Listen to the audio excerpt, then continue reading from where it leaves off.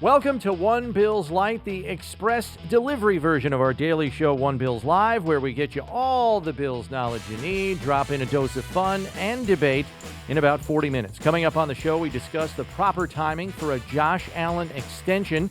Steve tries to guess the best catch rate players on the Bills from 2020. Hall of Fame head coach Tony Dungy discusses the Bills going forward in the AFC landscape.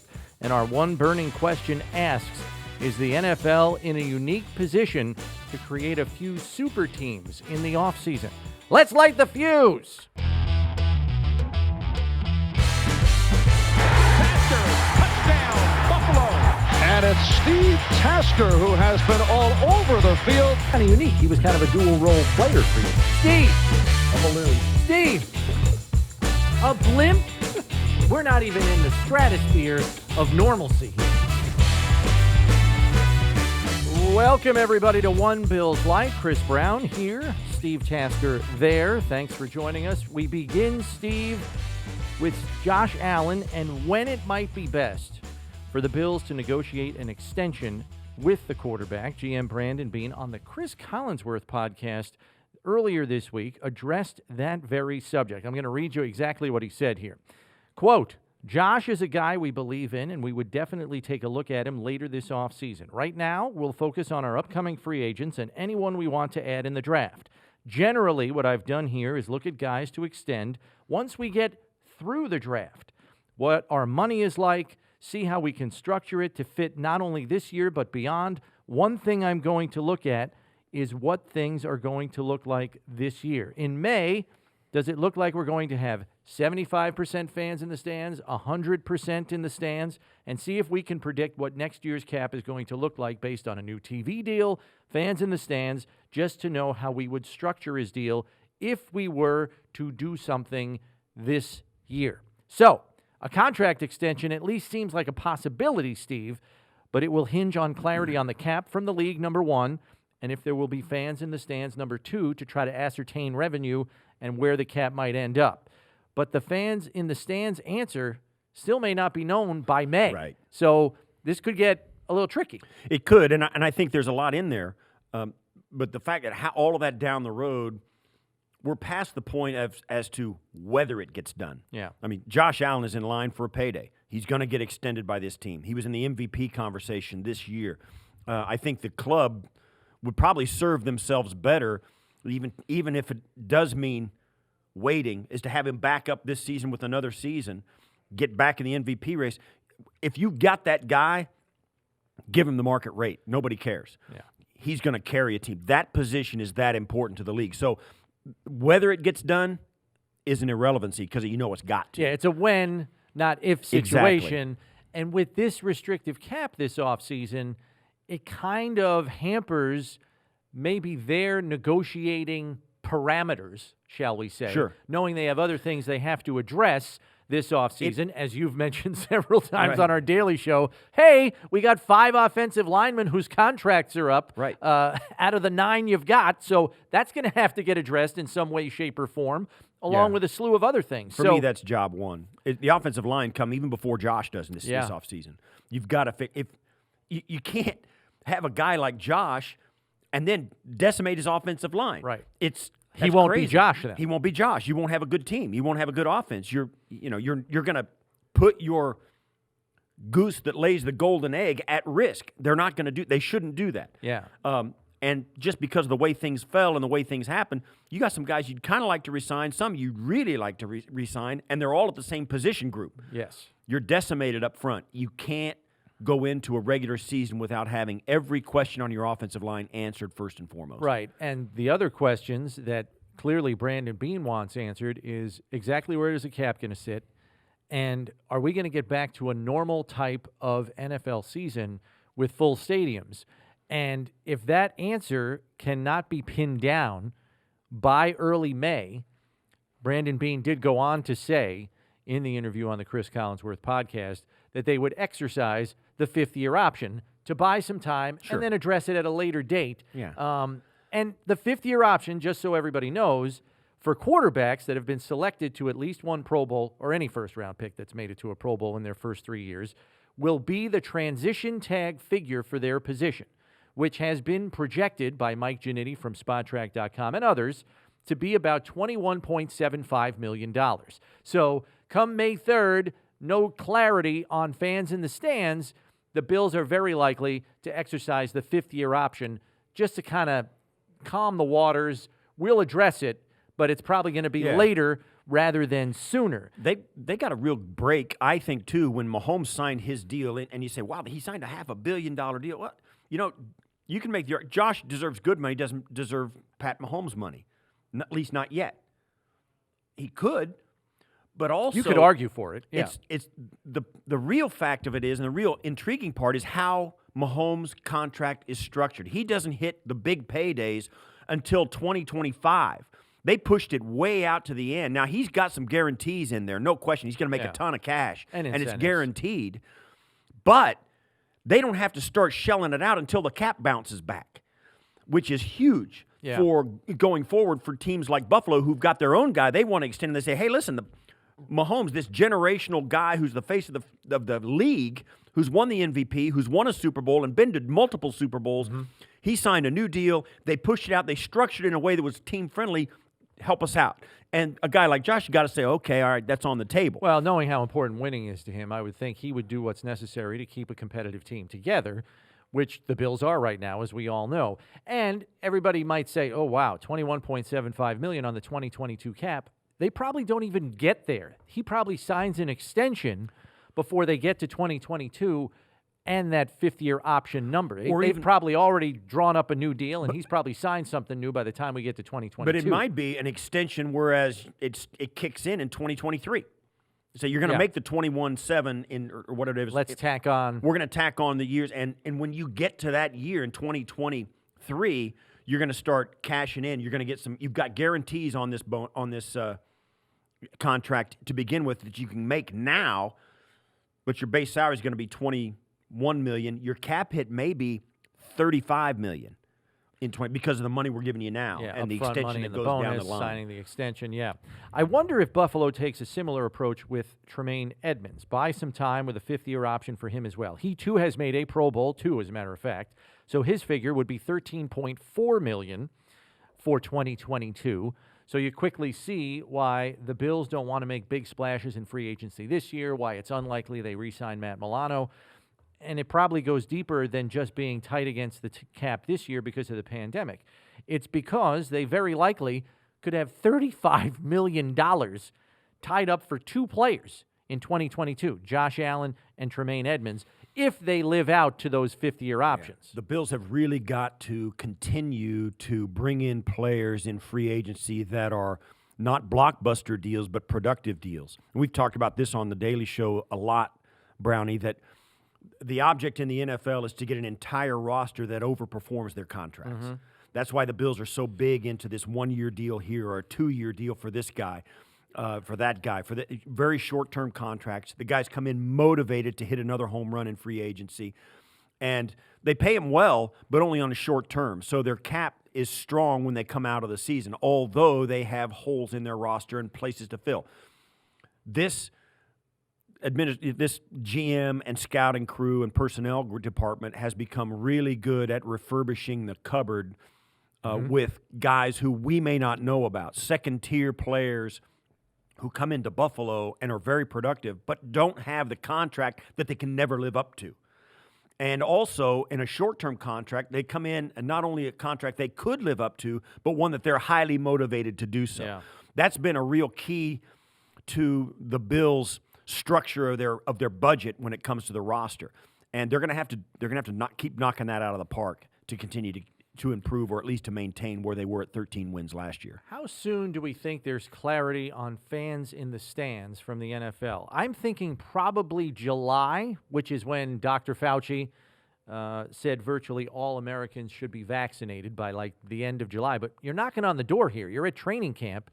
You've got 32 NFL teams trying to sell season tickets long before then. But I'm thinking hopefully, right? End of July. I'm 100% sure that there are going to be fans in the stands next season. Full capacity? Yeah. Okay. Yeah, I think. I think they'll get there. You're going to have that ain't social distancing. We know that. That's right. But I think it may be that they'll be able to go full capacity, but you're going to only be able to sell tickets to people who've been vaccinated. Yeah. That may be a caveat.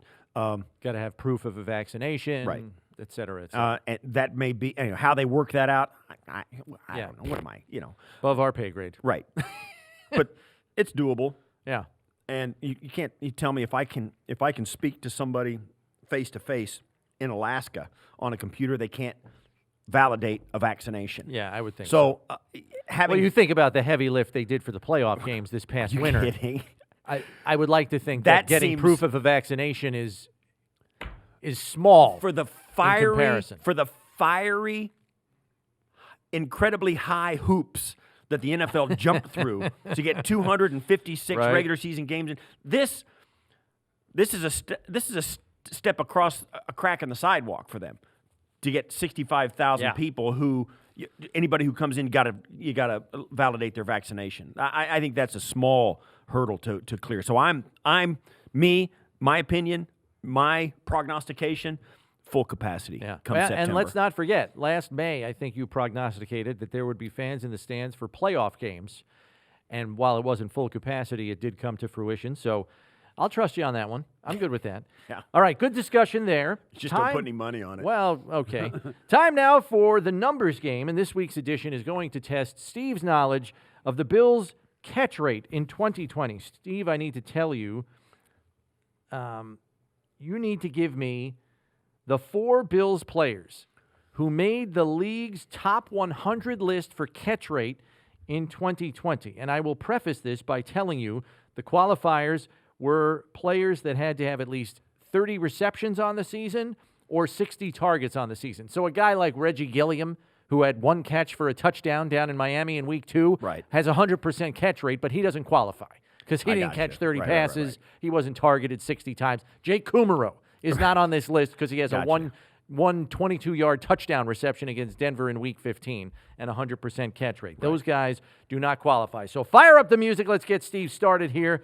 This week's numbers game, give me the top 4 players on the Bills roster in catch rate for 2020. All right, 30 receptions. That means the guys that are eligible would be the 4 guys, like 30 receptions or 60 targets, one or the other. Oh, okay. All right, let's just start at the top. Steph Diggs. Steph Diggs is number 4 on the Bills list, number 39 on the top 100 list, catch rate of 74.6%. The guy that's the top has got to be Cole Beasley.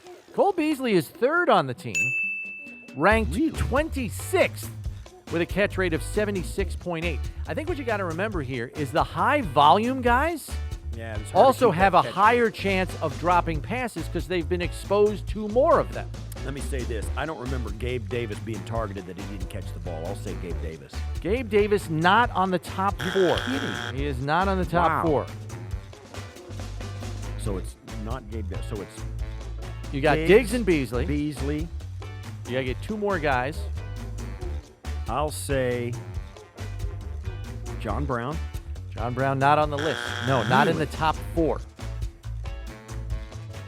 Singletary. Devin Singletary, number 2, Steve. Ranked 25th in the league with a catch rate of 78%. Now listen to this. Wait a minute. Singletary has come under fire from some fans saying, oh my gosh, why can't he catch a screen pass? Now he did have a drop in a big situation, as we know. You don't think that sticks with you a little bit? But holy cow, 2nd on the team and 25th in the league in catch rate. The guy can catch the ball. All right. Wait a minute now. Okay, so if Diggs, Beasley, and Singletary are the top 4, 3, and 2. Davis and Brown are not on it, that leaves it's Dawson Knox. It is not Dawson Knox. All right. No. That would have been a shocker for me. The guy that's number 1 on this list might be a shocker to some too, though. But you're running out of passing targets, so you'll get to it eventually. And you know they need to have at least 30 receptions or 60 targets.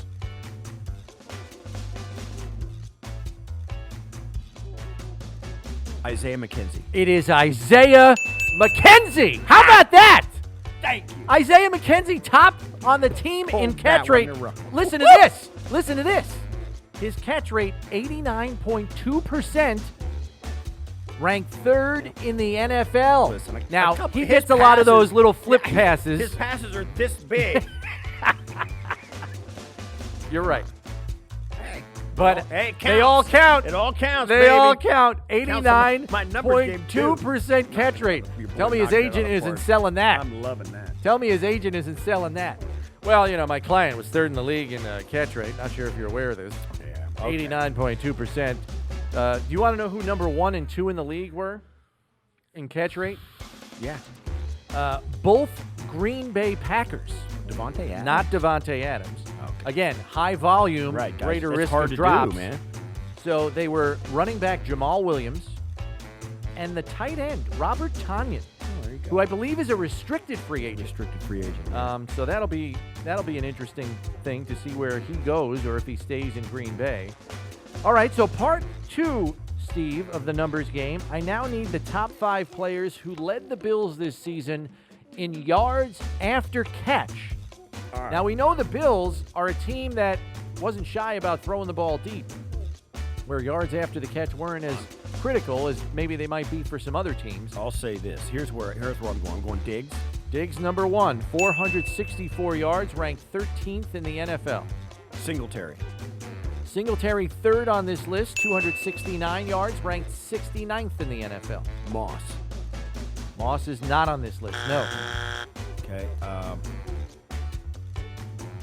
John Brown.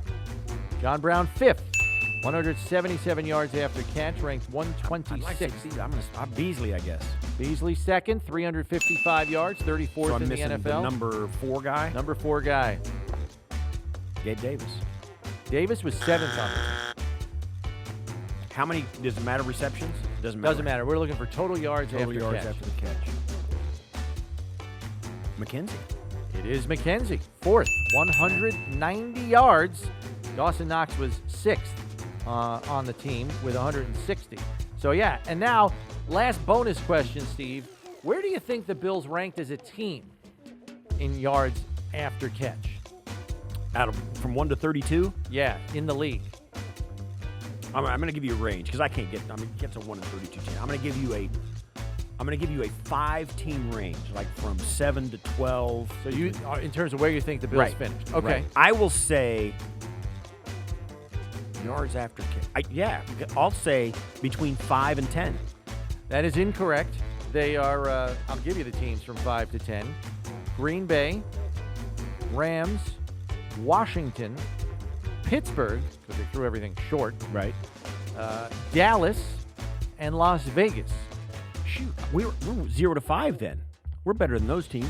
Bills were 13th Really? in yards after catch. Yes, 1,946 yards. The number 1 team in the league, Kansas City, 24-55.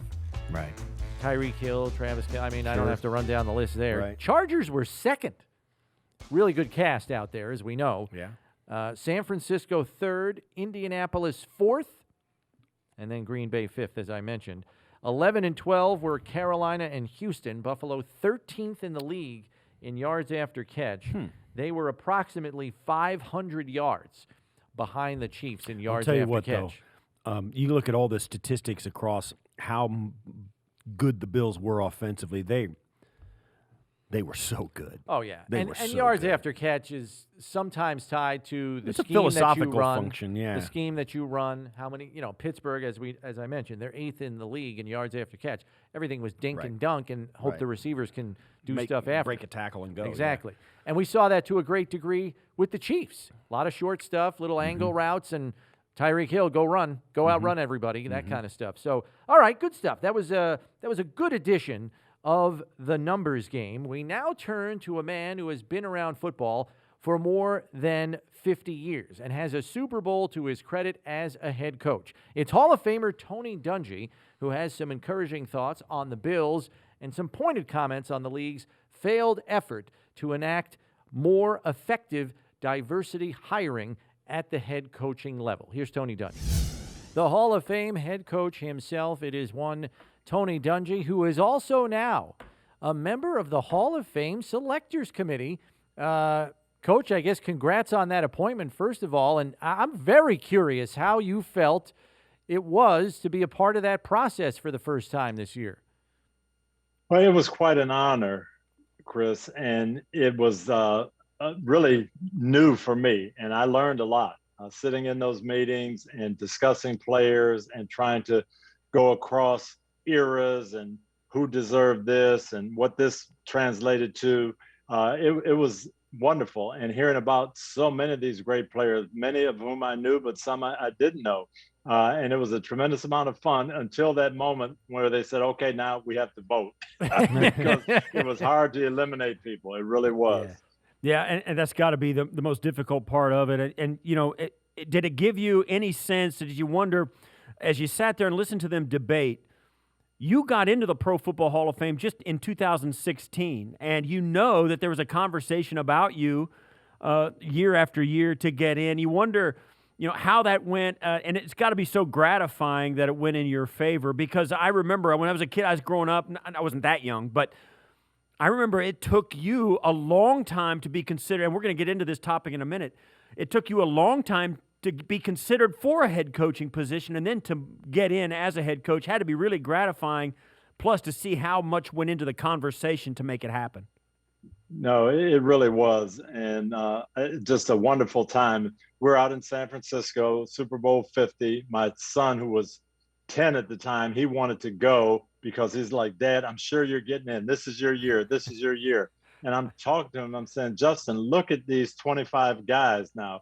Who are we not going to vote for? Who are you going to eliminate? How are you going to get 15 guys not in? And it was so difficult. And then being on the selection committee this year, you see that there's 20 people that you could easily vote for and put in, but you only get to vote for 5. So it's a tough job, and I have more of an appreciation for that now.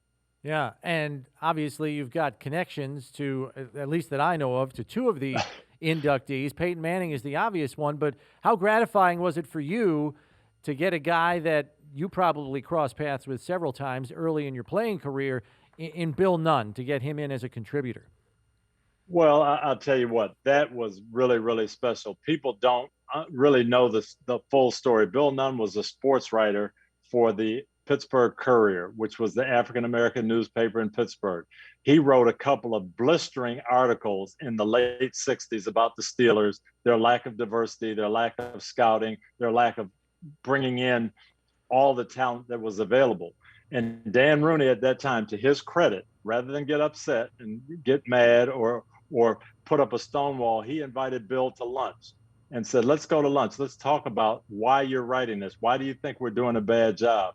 And after that lunch, Dan invited Bill to come to work for them. And so he left the Courier, became a scout for the Steelers in the same year that Chuck Noll came. Well, all of a sudden, then you've got John Stallworth and L.C. Greenwood and Mel Blount showing up. And that's because Bill Nunn took that first step into those historically Black colleges and universities. And it was a great marriage, but it was Dan Rooney doing the right thing and saying, you know what, rather than stonewall this, let me find out if we can do something a little bit better.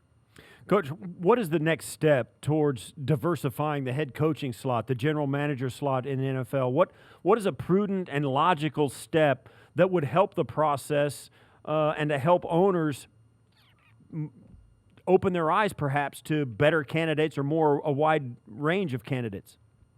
Well, I think, Steve, we have to do one thing, and that's really encourage people to take their time.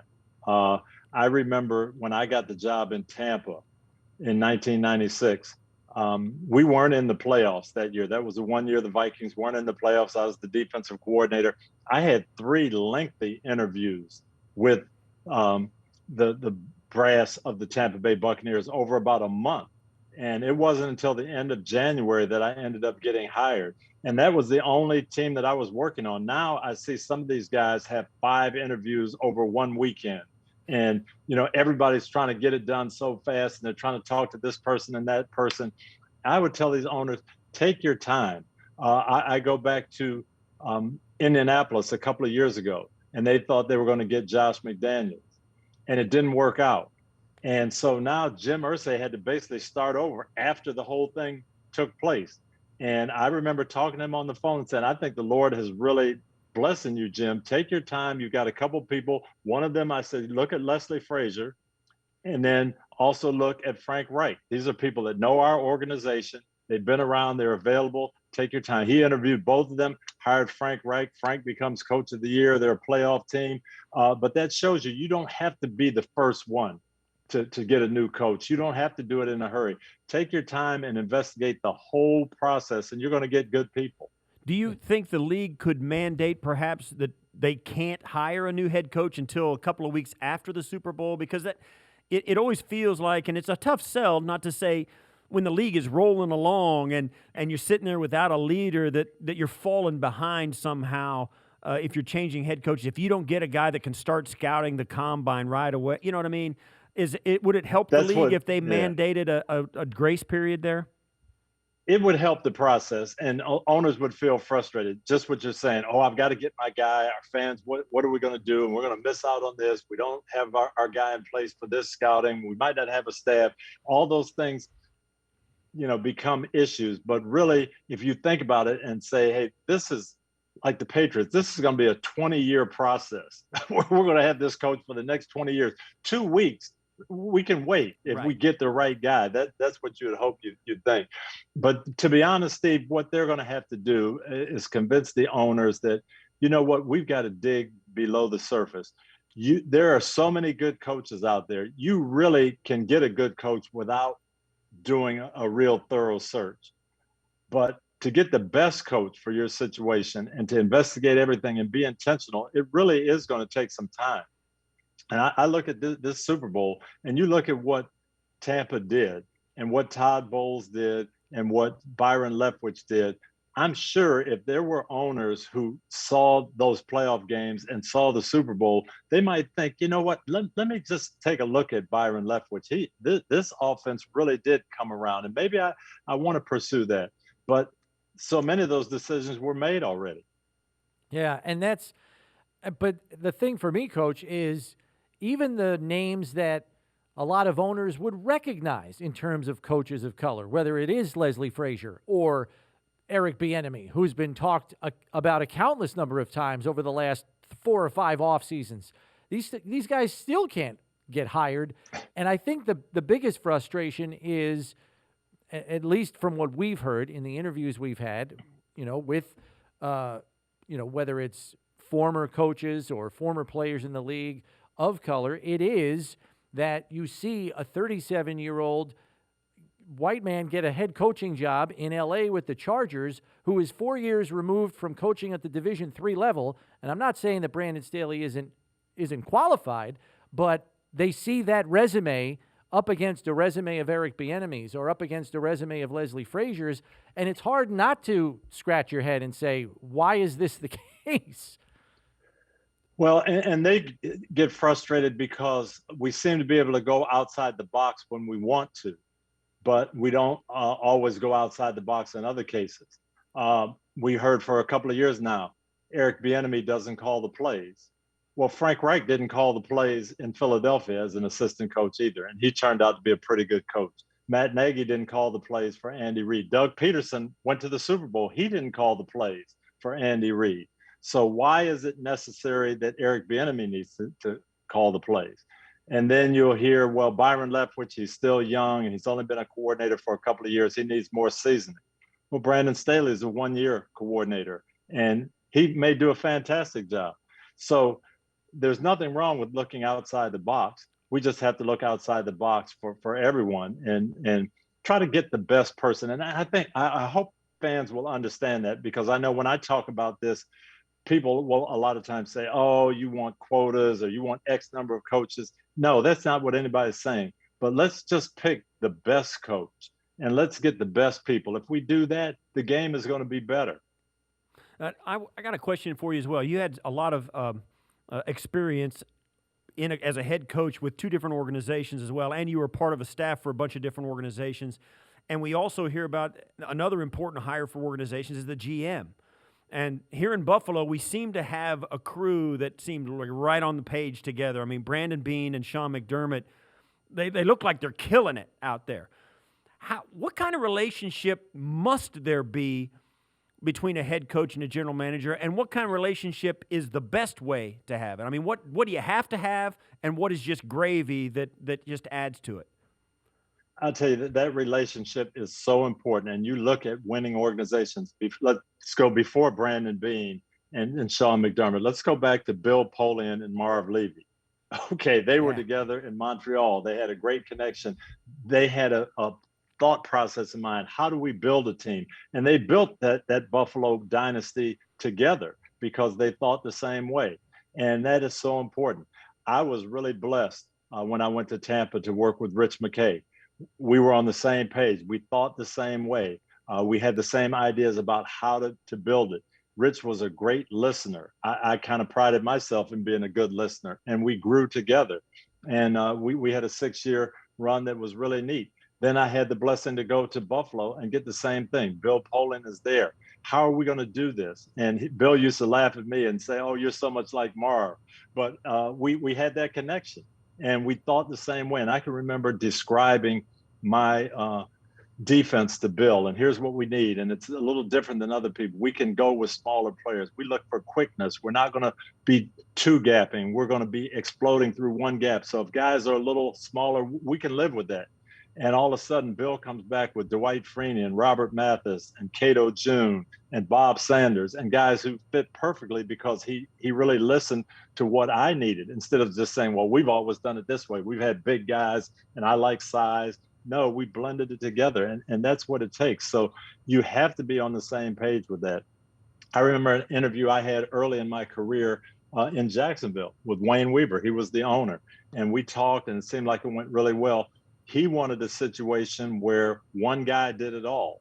And he ended up hiring Tom Coughlin, who had been a head coach in Buffalo and wanted that role. And I told Mr. Weaver, that's not me. I'm a coach. I need a general manager that's going to look at the long term and look at everything and bring players to me. So I guess it can be done both ways, but I really think the best way is exactly what Buffalo has there, a coach and a GM on the same page and the same thought process. Yeah, and it looks like Coach, and we're talking to Hall of Fame head coach Tony Dungy, it looks as though the Bills coach are focused on being in perennial contention.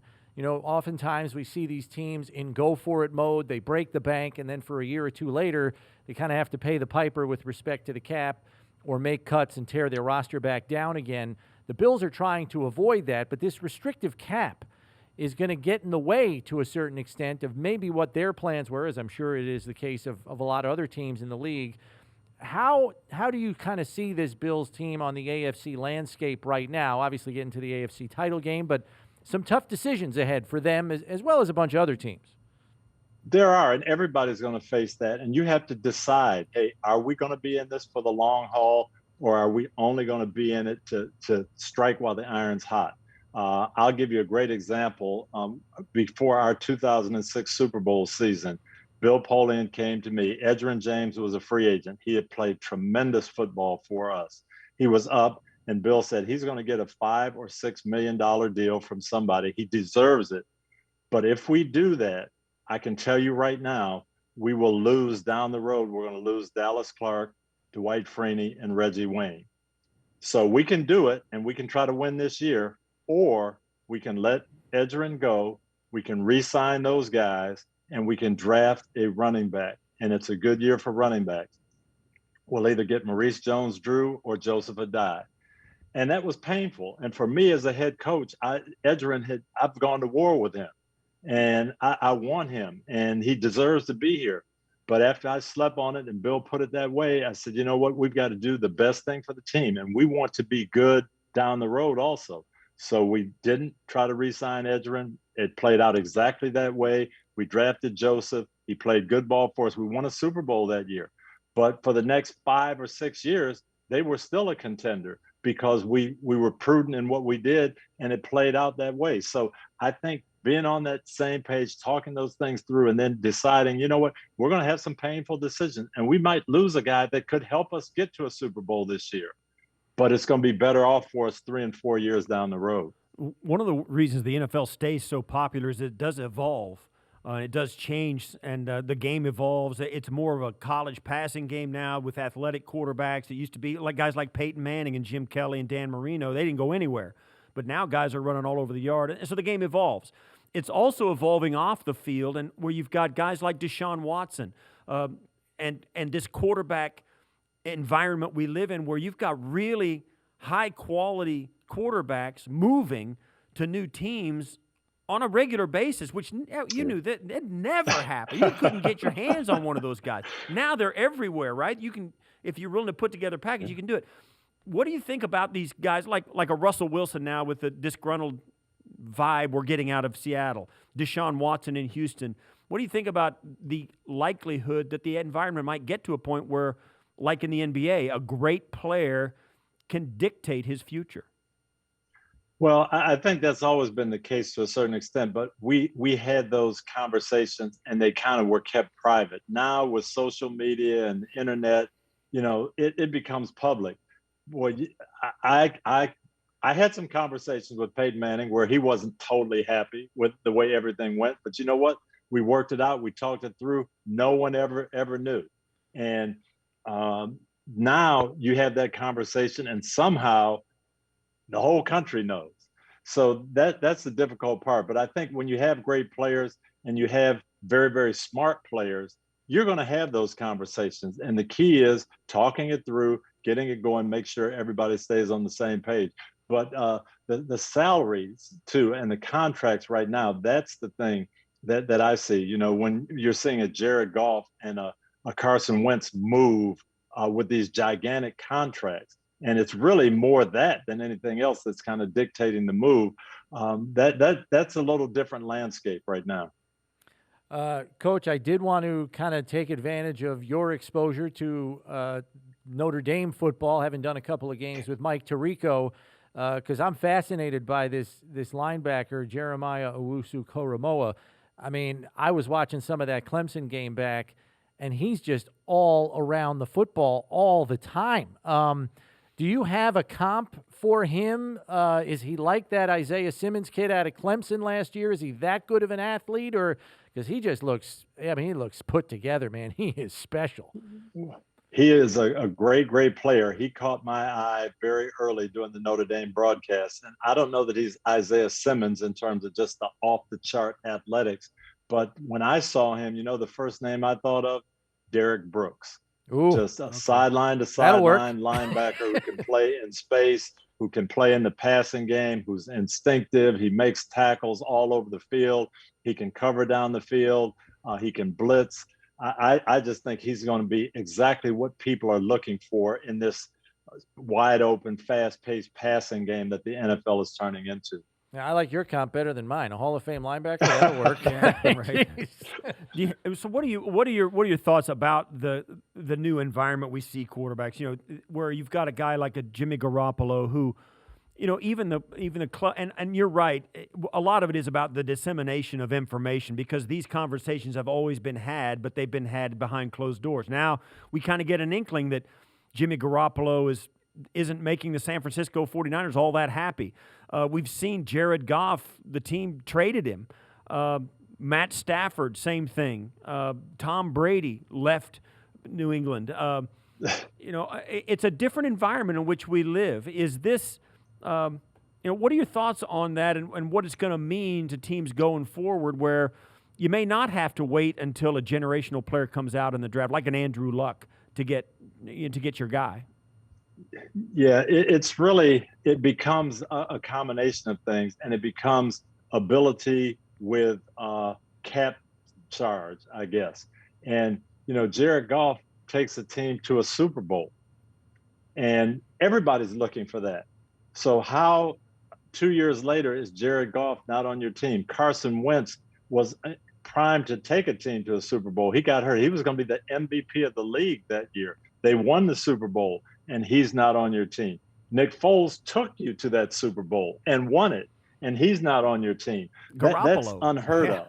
Garoppolo went to a Super Bowl, When we were there, Steve, if you had a Super Bowl quarterback, he's going to be your guy until he falls apart, and hopefully you bring another guy in.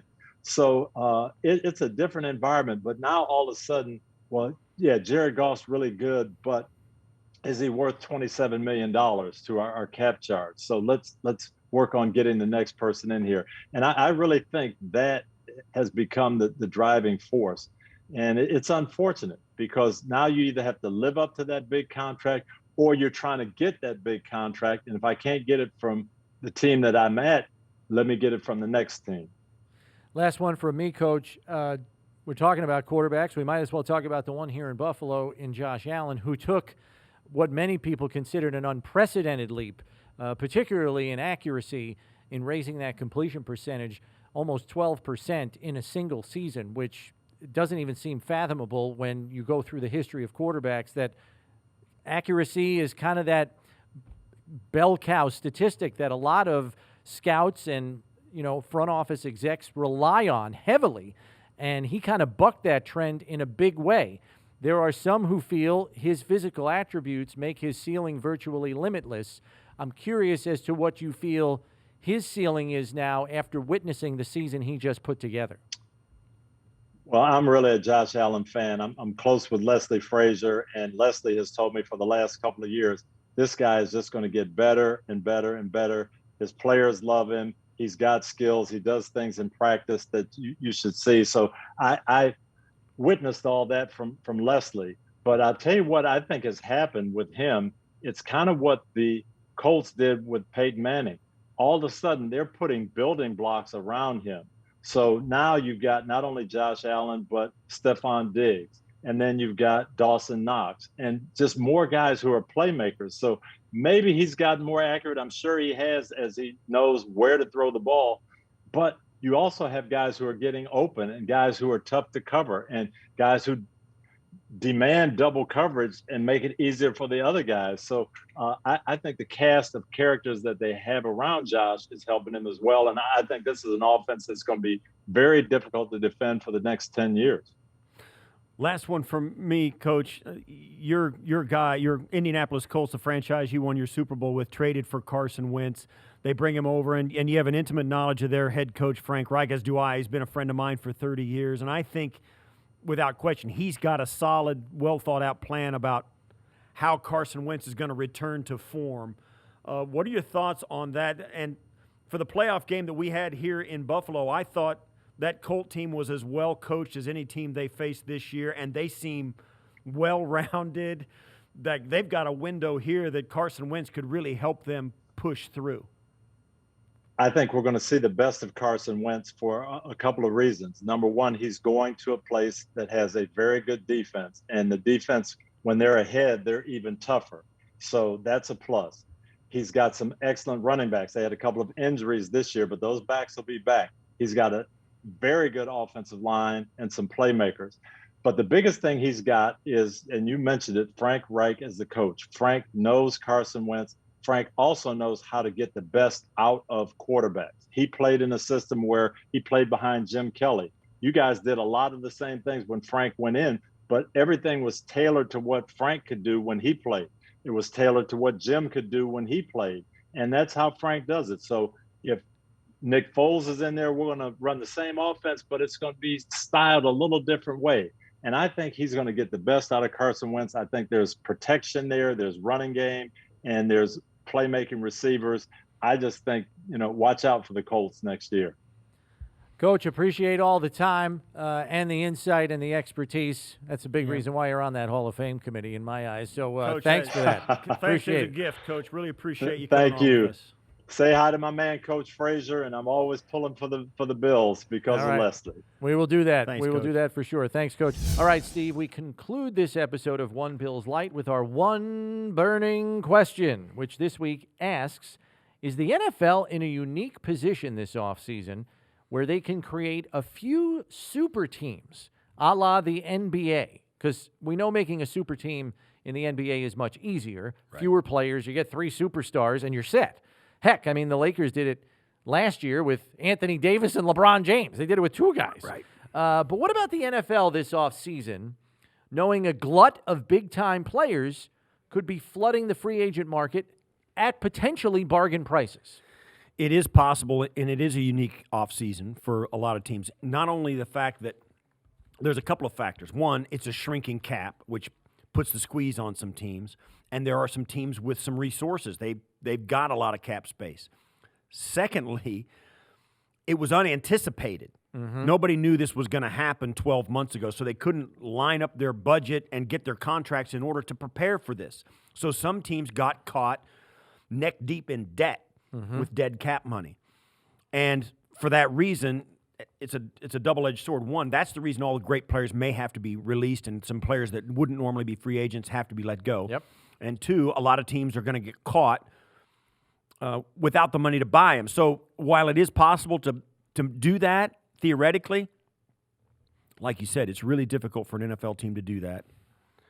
And there's not that many teams that are going to be able to buy enough players to make a super team. Yeah. So while it is possible that a team out there like the Indianapolis Colts or even the New England Patriots or some of you've got to lure those players to your building and their contracts, and you've got to make them the best offer, and there's still going to be enough teams to water that market down and pluck off the best players. Yeah, I think you're going to have to be very strategic if you have an eye or a thought on doing something like that. And you mentioned a team that is in position to make that happen.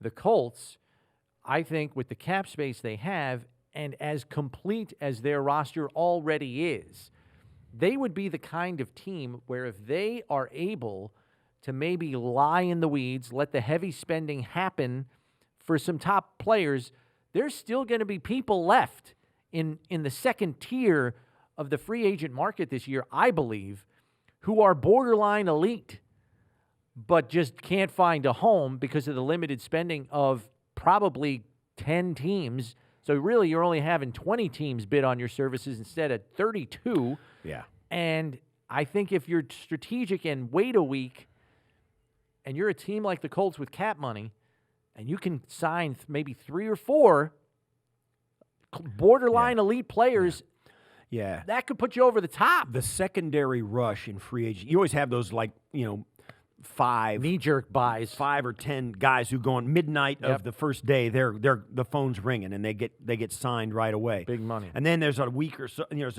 some few days that go by. Then guys will start to say, "Well, gosh, that's all that's out there for me. Okay, I'm going to sign." That level of free agent is going to be bigger and a higher quality this year than normal. Those second-tier free agents are going to be like, I can't believe it. I guess I got to take this. I got to take it. I got to play for 8 instead of 12 this year. That's right. And there might be, in a case like the Buffalo Bills do, there might be these teams out there. Listen, if those guys, if they're smart and their agents are smart and they want to bet on themselves a little bit, this is the perfect time for them to do it. Right. Instead of going for 12, give me 8 with some incentives on a 1-year deal. Yeah, and I'll jump back in the market next year. year. And I'll come back when the cap bounces back. Let's try to apply this to the Bills in terms of building a super team. We know the Bills, in all likelihood, are not going to be one of those teams participating heavily in week 1 of free agency. We know they'll be lying in the weeds. So now the allure for the Bills, at least in terms of what they're trying to sell, do the Bills have the cachet to reel in a couple of borderline elite players at a reduced price in this unique offseason and perhaps assemble themselves something close to a super team, knowing they are unlikely to participate in the early stages and days of free agency? They could certainly be one of those teams that pulls in a guy, well, like they did with Mario Addison, Vernon Butler, Quentin Jefferson last year, to bring guys in like A.J. Klein, Tyler Metakevich. These are not borderline elite guys, though. No. It's going to be I think it's going to be a different pool of talent from which to draw, even in week 2 of free agency. Right. What I'm saying is it'll be guys like that, but theoretically guys a little bit better. Yes. Theoretically guys who the average casual fan has heard of. A lot of people didn't know who Quentin Jefferson, Mario Addison, these guys. They weren't like, who do they play for, that kind of thing. But you're talking about guys like now, like Ngakoue, and other names you could mention.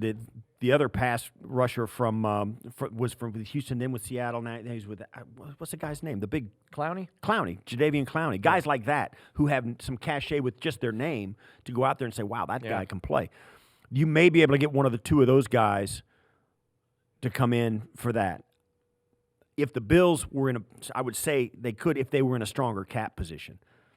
they're right at the number right now. Yeah, it's a little dicey. And what happens over the next couple of weeks, whether they can restructure some guys, whether they just out-and-out release some guys, where they sit with the cap, unless they've got 15 to 25 million in cap space, you're not going to see them even make a play in the secondary market. I don't think super team is where they're going to be able to land, but if they can just get one or two upgrades at maybe a slightly reduced price, they still are probably going to have to make some difficult decisions and move a player or two off their roster, or at the very least restructure a player or two. You think about it. You got to understand what dollars are going out and what dollars you can bring in as a result, and budget accordingly, especially knowing what's down the line with our previous discussion, Allen Edmonds, people like that. And you also got to know, too, you got to look at their roster as it sits now with the free agents they're looking at right in the face, the guys they like Darrell Williams and John Feliciano and Brian Winters and Ike Butker and Ty Secchi. They've got holes in their roster now, even though they've got enough guys. You know, they got 54, their top 51 guys on the roster. Those aren't the 51 guys you want to be your top 51. Right. You need 8 or 10 offensive linemen. They don't have them. So they got to go out and spend on that first. So people, and I'd encourage people, Bills fans, look at the roster where they need to be, because when in free agency, they've got to fill out their roster with guys they think if in a pinch, without a training camp or whatever, they'd go to the season with these guys because they're veterans. At least they'd know they wouldn't be bereft of any way to put a competitive team out there. That's where they want to get in free agency, which means to me they're not going to talk to the defensive linemen out there. They're not going to talk to pass rushers. Maybe J.J. Watt is in the mix because of who he is, but they're going to talk to guys. They're going to talk to offensive linemen on that list. They're going to talk to guards and tackles. They're going to talk to linebackers if they're going to lose Milano. Right. They're going to talk to guys like that because they got to fill their roster out in order to get to a point where they can draft the best player on the board in April. So that's the free agent market you're going to be looking at. It's going to be offensive linemen, linebackers, guys like, and maybe a second corner, that kind of thing. So don't look for them to wash out or rinse through the roster at a position they've already got enough guys to play. Yeah. We know this offseason is going to be different in many ways with this restrictive cap. You have to wonder if it will, in fact, create a situation for a team or two to do just what we described. You can make the argument that's what Tampa Bay did last year. Scooped up a bunch of guys after Brady. Granted, they had the allure of Brady to convince some guys to come in cheap. Not every team has that luxury, but they kind of arguably assembled a super team, and it won them a Super Bowl. That's all the time we have for this week. Make sure you subscribe to One Bills Lite on any podcast platform you make use of, or on YouTube, where you can listen and watch us at the same time. And remember, when there isn't enough time for the 2+ hours of our daily show, One Bills Live, there's always enough time for One Bills Lite. For Steve Tasker, I'm Chris Brown. We'll see you next week.